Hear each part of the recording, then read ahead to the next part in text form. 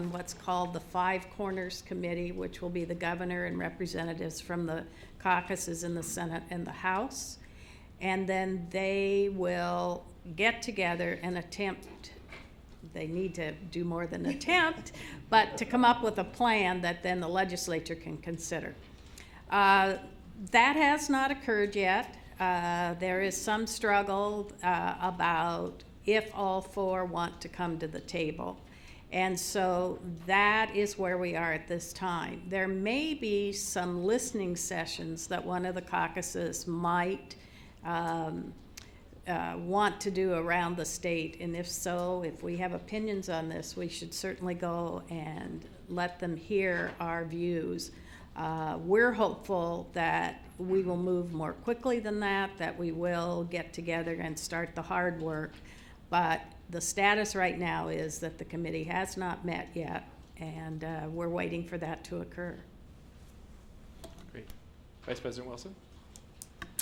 I had just a couple of things to share. One is that I attended the meeting at Woodmont yesterday, Woodmont Elementary, and the conversation was around safety and if, in fact, there was the creation and the development of the Valley Cities facility, as the conversation is right now with in Des Moines, that clearly the most important thing to us as a district was to assure the safety of our students and to listen to families and listen to parents who have children there to make sure that we address their concerns and their needs at every opportunity that we can, and that it isn't an either-or kind of a thing. That I know there's a movement and there's a lot of support happening in the community to think about where another place might be for that facility, and at the same time we have to move forward in doing the best we can to be diligent about thinking about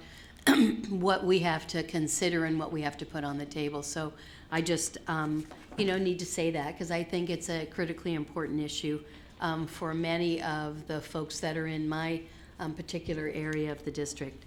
I would also say I got an email from a parent who asked me to share about an event that's coming up, and it is called, I knew I was going to do this, HB 1079.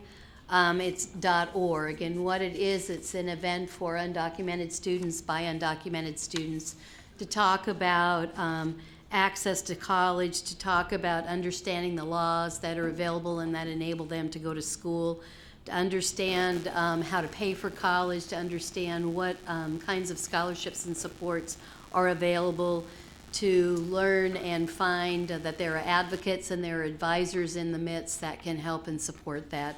And this particular parent said that I want to ask you to please share this event with your undocumented students and educators. I got the opportunity to attend last year and with my daughter, and it was very powerful for us. It did change our lives. Please share. And so I would encourage, I know I've sent the link on to Superintendent Campbell. It's in Everett, and it's on Saturday, October 10th, and it's a student-focused event, but educators and parents are welcome as well. I just think it's a critically important issue that we bring forward. And then the only other thing I would say is, in addition to focusing on the state educational issues on Saturday, I had the opportunity to be in Washington, D.C. on Wednesday, Thursday, and Friday, where I met with educators from across the U.S., and we talked with our delegation around all things ESEA, all things sequestration, all things budget, and had really a great opportunity to talk about education, and not only the state of education, but how I think we as a system are understanding how we need to be connected. We need to include a much broader group of individuals than we have in the past in order to move the needle forward for all kids. And had an opportunity to hear about budget policy, to hear from individuals from the Fordham Institute and their education policy think tank. So really about thinking forward about what's coming down the pike and how we maintain a consistent funding of education. And I know that's a concern, especially with federal dollars and sequestration on the midst. And also had an opportunity to talk and meet with the commissioner from the FCC around something she calls the homework gap, that for many, many years our issue with technology was connection, and now more than connection, it's capacity. And what it is and how it is that the FCC sees themselves as playing a role in that and supporting education. And if you're familiar, E-rate was a big issue that they took on and supported, but this is also something else. So anyway, just lots of interesting things, and lots of things focused towards all children and making sure that we have successful students that leave our education system. I'd just like to quickly add to the piece about the Woodmont Treatment Facility. We have had various members of the community who are concerned about the proximity to the school, and we actually share some of those concerns. However, when asked whether the district can sort of fight this facility, we've talked to our attorneys, and our attorneys were real clear that we cannot fight something that is legally been acquired through the zoning laws that have been established by the city of Des Moines. And so ultimately, that's what we have to communicate out to our public, to let them know that the school district cannot prevent something that has been established through a legal basis. And I've shared that information with the community, and I think that's an important piece. The other component is, going forward, if in fact this were to proceed, we will have a strong voice on the Good Neighbor Committee to talk about what we can do to ensure the safety of our students, because we do share those concerns as well. But just getting real clear about the role of the school district and what we can and cannot do. And it doesn't mean that we don't totally empathize with them about what they're concerned about as it relates to their students. Thank you. Director Eto? That's a really great point, that we really need to focus on the community's input, because I mean there's an opportunity to create an interest on the part of those that are moving forward on this project to think again, or to help in terms of creating a safer situation. They have liabilities just as well from the city standpoint to this facility standpoint, and so the higher the bar that's set, I think the more can be addressed by those that are coming in and pushing this, even though it's kind of a done deal. It was good to hear that the Legislative Assembly is talking about compensation. I didn't hear about early education, but I'm sure it's covered under one of those categories. The reason early education is on my mind is that I went to the roadmap meeting where King County Executive Dow Constantine was the keynote speaker, and he was talking about Best Starts for Kids, which this board endorsed at one of its meetings. It requires a tax to the locals, focused on ensuring, a good early start for kids entering school, because that can have a lasting effect in terms of their achievement. There's a lot of congratulatory talk at these roadmap meetings, but one thing that's lost is the fact that despite being two highly progressive states on the West Coast, Oregon and Washington are the two states in the country that have a widening opportunity gap, where the achievement of minorities is lagging further behind, whereas others are closing that gap. And so there's a lot to be done here.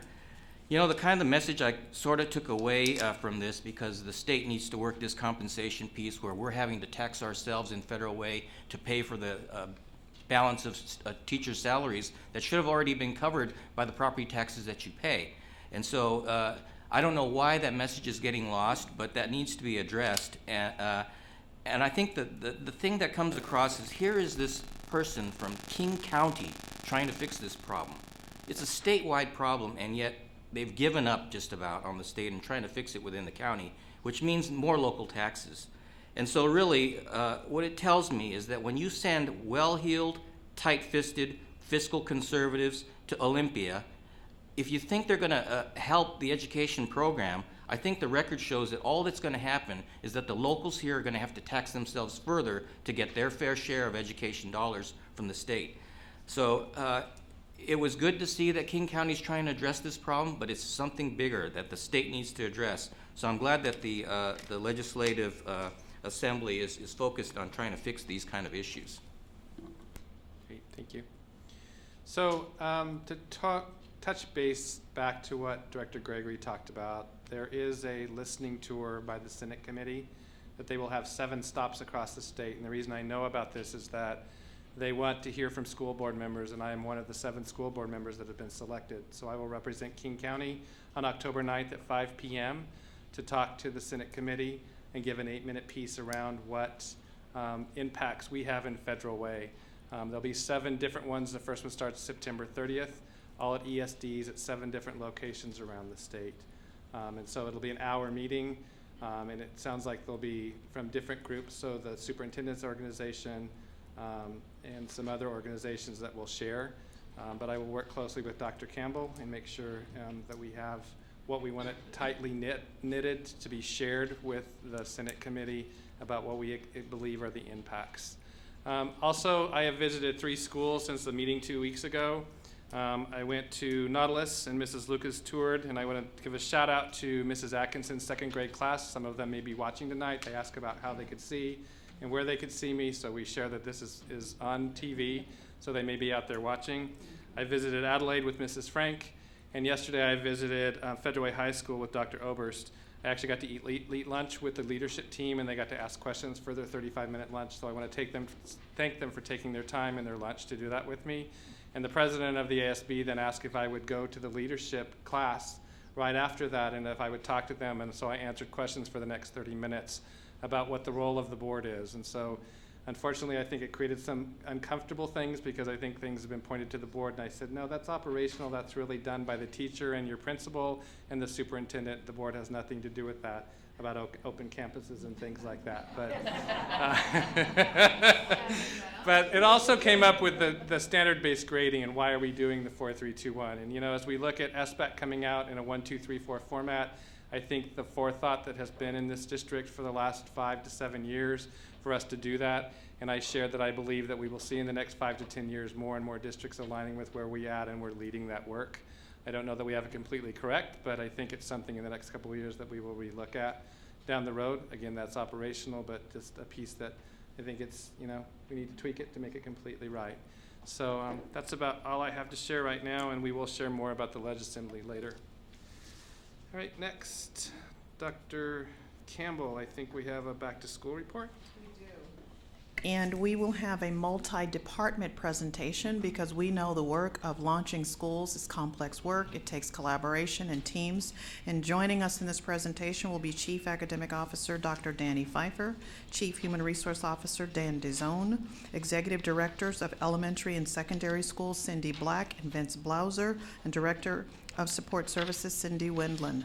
And so they will share some of the successes and the results of our efforts in making sure that our schools opened effectively and ready for our student scholars.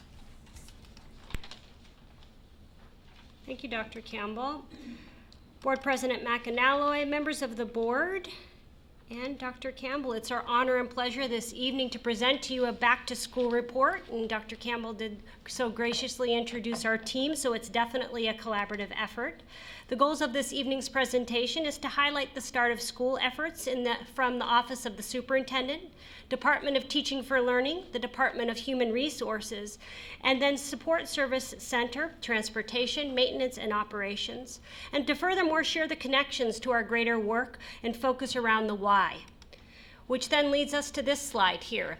As we often hear both formally and informally in Dr. Campbell's presentation, she reminds us of the why of our work, which exists in the center of this slide, our students. This evening, we would like to highlight for you a sampling of our efforts related to positively impacting with a gamut of work that has occurred in the summer and that our school year has begun with. So we kicked off an exciting 2015-16 school year coming together at Todd Beamer High School, and we focused our time and attention on a variety of topics. Team building with fun and laughter, getting to know each other through minute-to-win-it activities.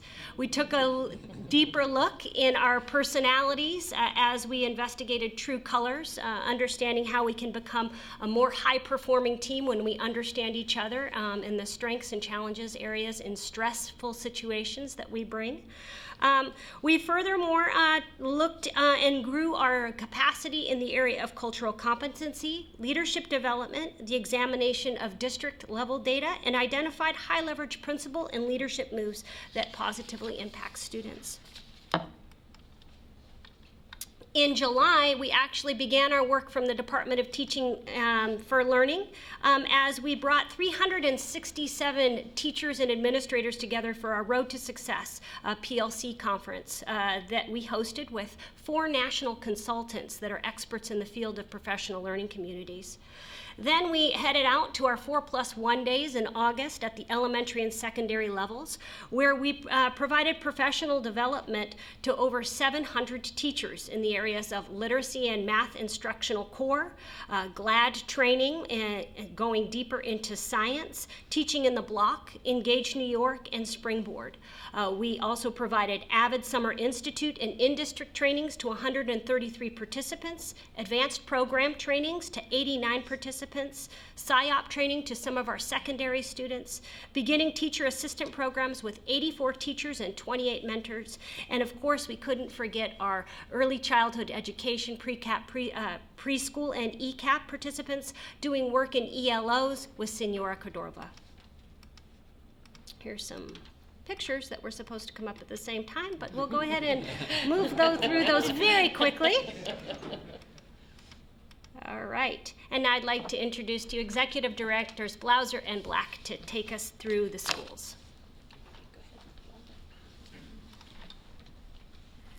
At the start of the school year, it's customary for several district staff to tour schools and witness various activities welcoming students back to school.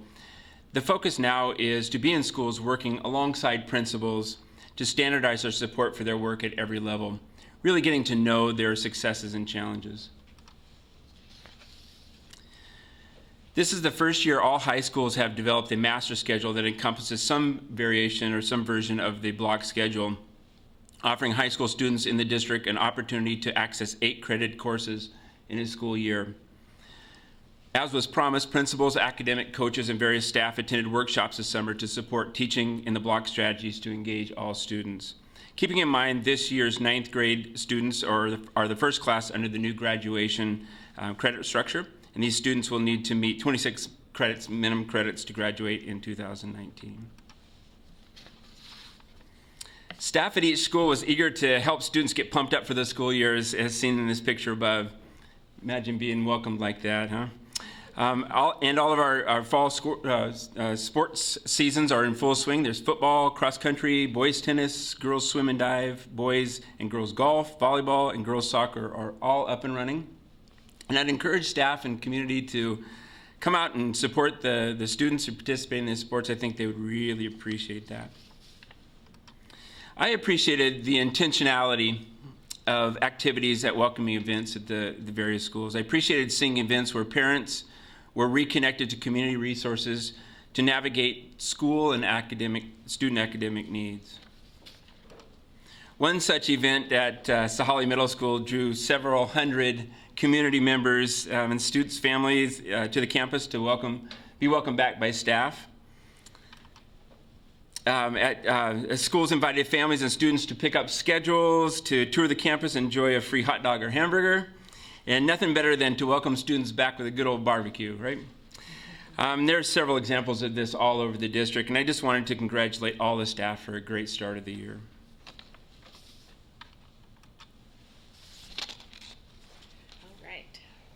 Well, at elementary schools, before school got started, the staff were busy with retreats and professional development in their day-to-days. The content for these days was connected to the district level work that Danny had shared earlier, area of launching PLCs, going deeper with ELA and math, data analysis, PBIS, capturing kids' hearts, and team building. And in these particular pictures, just some fun activities. On the left there is at Nautilus. They're working on team building. It's a one-handed activity to work together to build the biggest cookie and to scrape off the inside filling and see who could make the best stack there. So that was their PLC teams working on that. And in the other picture there is a picture of Star Lake, whose teachers spent some time dreaming. They created dream boards. And then on the back of the dream board, they created or depicted the barriers. What are the obstacles that get in the way of fulfilling our dreams? And they went to a literal thing where they just punched through what they had made to break the barriers. Very symbolic, very powerful learning for the staff that day.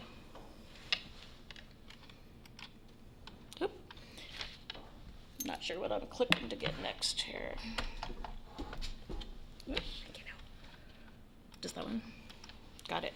All right. And then we have our back to school rituals. Lots of school assemblies. On the left side there is Lake Grove, and they're having their back to school assembly. And then many schools also have flag ceremonies. And this is a picture of Meredith Hill having their whole schools back together again. And then finally there's kindergarten. So kindergarten gets started a few days later than the rest of the students do, and that's because there's a WSSDA assessment that the teachers are administering. WSSDA stands for the Washington Kindergarten Inventory of Developing Skills, and they really assess kids in the social, emotional, physical, cognitive, language literacy, and mathematical skills. And this is the first year that we had all of our students, or all of our teachers in schools participating in this really great opportunity to connect up with our parents. And this particular picture show line, to make the line in kindergarten, and then really how tough the first day of school is for kindergarten. And I'm not sure if it was harder on Principal Schwartz or on the little guy that climbed up on his lap and fell asleep. Thank you.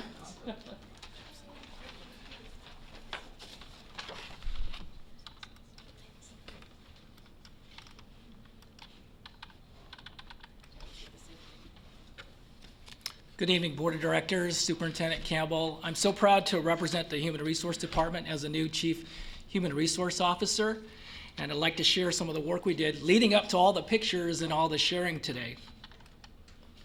So as a team, starting July 1st, we really wanted to concentrate on the target. And the target was to have a successful start. We wanted to make sure the classroom had teachers and staff for our kids. So our target was really clear.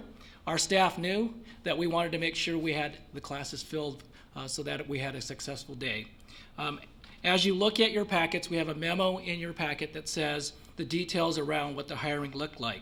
I do want to say, as part of the target, you'll notice that we had 30 events related to teacher recruitment, including the Teacher Palooza, the Farmers Market, and there should be some pictures here to show you.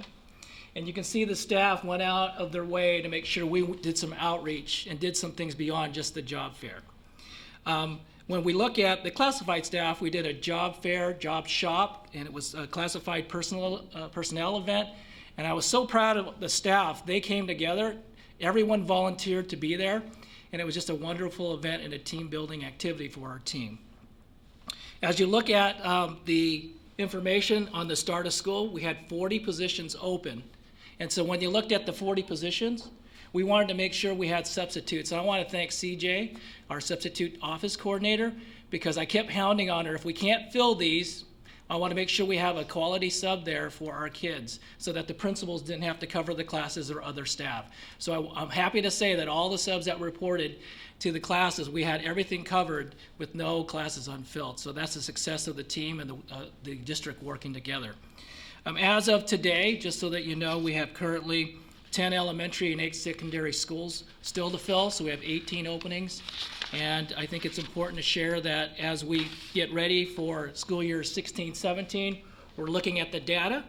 We hired over, as you look at the right-hand side, we've hired 546 staff, which is 130 more staff than last year. So I know why the staff looks tired, and I can tell that there's a lot of things coming at us to make sure we get them ready for school. As you notice, there are 75 administrators. In the middle, we have 56 certificated, and then as of tonight, it's really, now we're up one because we hired 2 administrators, so we're actually at 31. So you can tell we've actually increased that. What I want to share is that when you look on the left-hand side, those are the numbers of certificated staff, subs, classified hires, and admin hires. And as we look at next year, we want to make sure we're recruiting. So the next time I see you, I will be reporting on our recruitment plan and how we look forward to school year 16-17. So thank you on behalf of the HR department.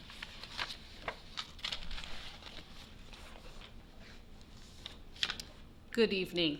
It just seems appropriate that transportation would bring her on home. So, thanks to the passage of our 2012 levy, we were able to continue our elementary playground upgrades. This summer, 5 elementary schools received new play pads and upgrades to their existing play toys. A special thanks to Rick Levitt, our maintenance and operations manager, who you met last year, who manages these projects. 8 schools, or better yet, 40 classrooms and numerous offices, lounges, and hallways received new carpet. We also replaced wood flooring at Sequoia. 22 classrooms, 9 hallways, and various other school areas received a fresh coat of paint. And it's amazing what a fresh coat of paint can do to a wall. Our maintenance staff did more incredible work this summer with the beautifying of Kylo and Norman Center. Rainier View portables were given some much needed TLC. And thank you to the board for the continued support of our boiler replacements. This summer, Star Lake received new boilers. Last summer, Mark Twain received new boilers, and right now we show a cost savings of $2,700 in 9 months of utility savings. Transportation 2015 school year got off to a great start with our buses receiving 100% State Patrol inspection rating. Once again, thank you to our mechanics and our drivers.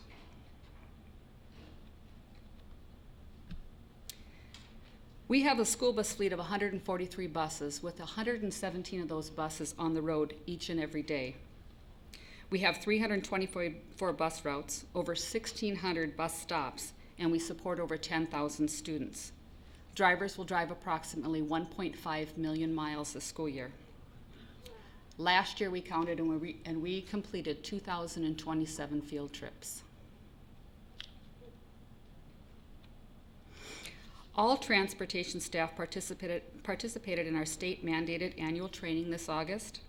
Thank you to Laura Davis Brown for leading us through the beginning of our equity in education conversations.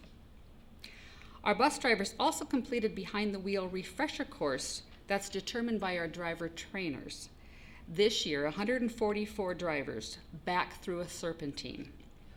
This exercise teaches drivers reference point driving, bus pivot points, and proper mirror usage.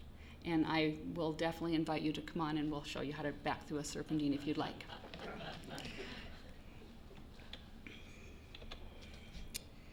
And we welcome 6 new substitute bus drivers who completed 80+ hours of training over the summer to join our 15-16 school team. And we also look forward to our new training class of 9, which actually started yesterday. So thank you. Any questions? Any questions, directors? Thank you. What a wonderful representation of just the district, the school, the buildings, and just thank you, thank you, thank you. That was awesome. Yes, absolutely. Thanks so much. We appreciate it. All right, next we're going to circle back and talk about the ledge assembly a little bit more. So I just kind of want to explain what will happen. I actually am one of 24 legislative reps, or the legislative committee. So what will happen is all the 83 districts that voted for their top 10, those will be compiled, and we will meet again on October 24th to determine which are the top 5 initiatives out of those 64 that will be what we will take to the legislature in February. Director Eto, one of the 64 actually does focus on early learning, so we don't know at this point what will rise up as the top 5, but we will discuss those. There will probably be some things that will be combined together that make sense for alignment, but that's part of what will happen in October, and we will bring those back to you to share once we know what they are before the end of the year based on what the top 5 will be and how we align with those top 5. Part of what the Federal Way School Board has not done a lot of is really been involved in looking at how do we align with what the WSSDA does with the Ledge Committee, and if there are differences, how we can begin to look at different proposals.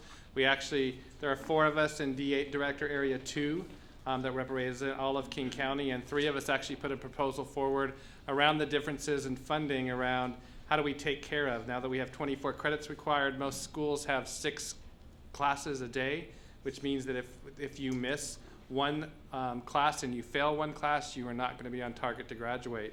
So the structure that we created by giving 32 credits, that actually has a cost that goes to it. And so the proposal that's in that 64 is that there should be funding around basic education to make sure that we're covering that, to take care of it, to making sure that we're giving students the best opportunity possible. So that did move forward, so it is a due pass. Out of the 64, only 3 failed.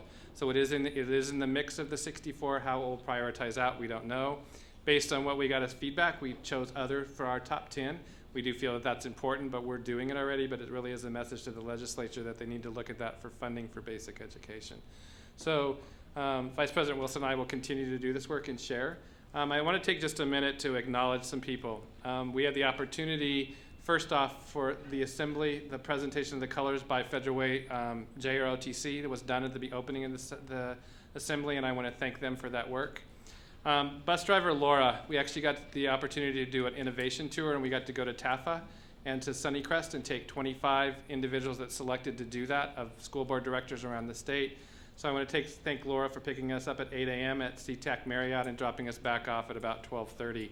I also want to thank Mr. Teitler and Ms. Bottle, and along with the 12th and 9th grade ambassadors that we spent 2.5 hours at TAFAS touring that, and all of the feedback I got from most of those directors is how valuable that was. I really want to tell you how well you represented us, and thank you for the time that you're doing that. We then went to Sunnycrest, and Mrs. Oasis Watson walked us through, and we got to look at the dual immersion program that's happening in the kindergarten through 4th grades, and showing us how that program works between sharing English and Spanish, and how they go back and forth between 2 teacher pods on a 6-week rotation. That all kind of shared how that process has happened over the last 5 years, and then we'll move to 5th grade for next year. So it was just kind of, it was a proud moment as a director at a Federal Way to be able to share that with 24 of my other peers, and everybody was very appreciative of that tour and what we did. So that was great to do that. Do you have anything else to share? Well, the only thing I want to just make sure is just to talk a little bit about basic ed funding and early learning, because they're very separate. And as we talk about legislative priorities and proposals, we need to know that basic ed funding is early childhood special education. So those would be children who have IEPs or have developmental issues that would cause them to need services prior to school, but also, so there are dollars in our K-12 system for early learning, but it's for special education, early childhood. The other early learning programs that are our state and federal funded programs are not entitlement programs. They're programs that are based on a slot allocation. You get X number of dollars to serve X number of families. And it doesn't matter how much you want to serve more families or how many families you need to serve. You're only allowed to serve the number you're funded for. So as we talk about proposals, that's why it's so incredibly important as we think legislatively. We can't just think about K-12 funding, because that funding source does not cover the needs of our early learners. And so, and we know right now we have about 22,000 children in our region that are not served at all by early learning programs, and only about 4,000 that are. So as we think about prevention and we think about funding, it's critically important that we think about both sectors and both systems, and also know there is a conversation, there has been for quite some time, about what would early learning look like if it was funded under basic ed. So just to make sure, you know, the proposals include early learning, but that's not funded through K-12 funding sources. Thank you. And with that, we will adjourn. Oh, you have, okay. I want to defend the legislature on one thing. $158 million was put in the budget this year for early learning. Oh, I'm not at all, thank you. No, I would not at all. Yeah, no. So we are making progress, whichever system it is. Huge. Yeah. Great, and now we are adjourned. Thank you.